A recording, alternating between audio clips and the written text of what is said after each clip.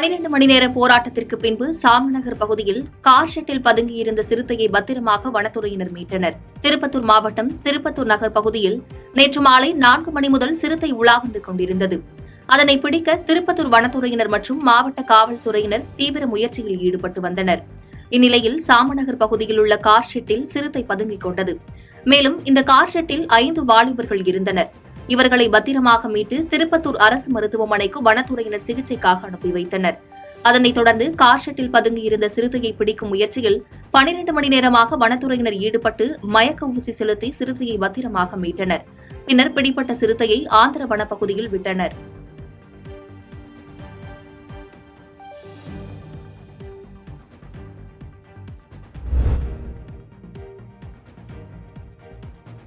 ஓமலூர், சின்ன திருப்பதி ஆகிய ஆட்டு சந்தைகளில் பக்ரீத் பண்டிகையை முன்னிட்டு 2 சந்தையிலும் 3 கோடி ரூபாய்க்கு வர்த்தகம் நடந்ததாக வியாபாரிகள் தெரிவித்துள்ளனர். சேலம் மாவட்டம் ஓமலூர் மற்றும் சின்ன திருப்பதி ஆகிய பகுதிகளில் வாரந்தோறும் சனிக்கிழமையன்று ஆட்டுச்சந்தை நடைபெறும். இந்த வகையில் இன்று கூடிய ஆட்டுச்சந்தையில் ஆடுகள் அமோகமாக விற்பனையாகின. நாளை மறுநாள் பக்ரீத் பண்டிகை கொண்டாடப்பட உள்ள நிலையில் ஓமலூர் நகர் மற்றும் சுற்றுவட்டார கிராமங்களைச் சேர்ந்த மக்கள் பலரும் சந்தைக்கு வந்து ஆடுகளை வாங்கிச் சென்றனர். இதனால் விவசாயிகள் மற்றும் வியாபாரிகள் மகிழ்ச்சியடைந்தனர். பண்டிகை காலம் என்பதால் இந்த வாரம் விற்பனை அதிகமாகி சுமார் 3 கோடி ரூபாய்க்கு மேல் வர்த்தகம் நடைபெற்றதாக வியாபாரிகள் தெரிவித்தனர்.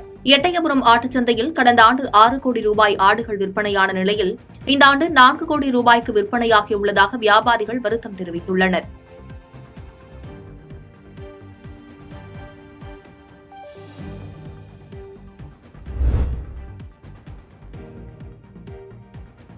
தூத்துக்குடி மாவட்டம் கோவில்பட்டி அருகே எட்டயபுரத்தில் புகழ்பெற்ற ஆட்டுச்சந்தை உள்ளது.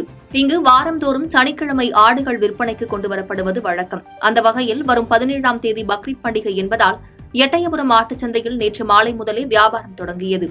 வெள்ளாடு, சீனி வெள்ளாடு, செம்மறி ஆடு என பல தரப்பட்ட வகைகள் கொண்ட 10,000 ஆடுகள் விற்பனைக்கு கொண்டு வந்தனர். ஆனால் கடந்த ஆண்டை விட ஆடுகளின் விலை அதிகமாக இருந்ததால் விற்பனை மந்தமாகவே காணப்பட்டது.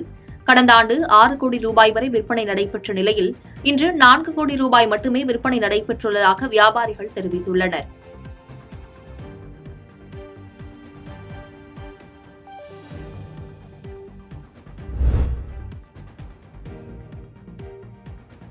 பள்ளி மாணவிக்கு பழங்குடியின ஜாதி சான்றிதழ் வழங்காததால் அவரது குடும்பத்தினர் கிராம நிர்வாக அலுவலகத்தை முற்றுகையிட்டு போராட்டத்தில் ஈடுபட்டனர். தேனி மாவட்டம் ஆண்டிப்பட்டி அருகே உள்ள மலையடிவார கிராமம் ஏத்த கோவிலில் 20க்கும் மேற்பட்ட பழங்குடியின குடும்பங்கள் வசித்து வருகின்றனர். பல ஆண்டு காலமாக வழக்கமாக இவர்களுக்கு வழங்கப்பட்டு வந்த எஸ்டி பிரிவு பழங்குடியின ஜாதி சான்றிதழ் இவர்களுக்கு கடந்த 10 ஆண்டுகளுக்கு மேலாக வழங்காமல் இருந்து வருவதாக கூறப்படுகிறது. இந்நிலையில் இங்கு வசிக்கும் கருப்பசாமி என்பவரது மகள் 12ஆம் வகுப்பு முடித்து உயர்கல்விக்கு செல்வதற்கு ஜாதி சான்றிதழ் கோரி கடந்த சில மாதங்களுக்கு முன்பாக விண்ணப்பித்தும் ஜாதி சான்றிதழ் வழங்காமல் அலைக்கழிக்கப்பட்டு வருவதாக கூறப்படுகிறது. இதனால் கோபமடைந்த கருப்பசாமி தனது குடும்பத்தினருடன் ஆண்டிப்பட்டி கிராம நிர்வாக அலுவலர் அலுவலகம் வந்து கிராம நிர்வாக அலுவலகரிடம் வாக்குவாதத்தில் ஈடுபட்டு போராட்டத்தில் ஈடுபட்டார். இதனால் அங்கு பரபரப்பு ஏற்பட்டது. பழங்குடியினர் சேர்ந்த சாதியை சேர்ந்த பிள்ளை, என் பிள்ளைங்க 3 பிள்ளைங்க இருக்குங்க. ஒரு பிள்ளை 12வது படிச்சிருக்கு, ஒரு பிள்ளை 10வது படிச்சிருக்கு, ஒரு பிள்ளை 9வது படிச்சுட்டு இருக்கேன். அது 12வது படித்த பிள்ளைக்கு காலேஜ் படிக்கணும்னு சொல்லி இப்போ சாதி சான்றிதழ் கேட்டு காலேஜ் சேர்க்க முடியல. இப்போ 9வது படிக்கிற பையனுக்கு வந்து சாதி சர்டிஃபிகேட் இல்லாமல் நாங்கள் இப்போ ஹாஸ்டலில் சேர்க்க முடியாமல் கஷ்டப்பட்டுக்கிட்டு இருக்கோம். ஒரு பையன் ஜாதி சர்டிஃபிகேட் இல்லாதனால படிக்காமே அவன் வீட்டில் இருக்கான். இப்போ என் பொண்ணு இப்போ கல்லூரியில் சேரணும்னு சொல்லி பிடிவாதமாக அழுதுட்டுருக்கு. நான் கட்டாயமாக எனக்கு சாதி சான்றிதழ் வேணும்னு நான் கேட்டுக்கிறேன்.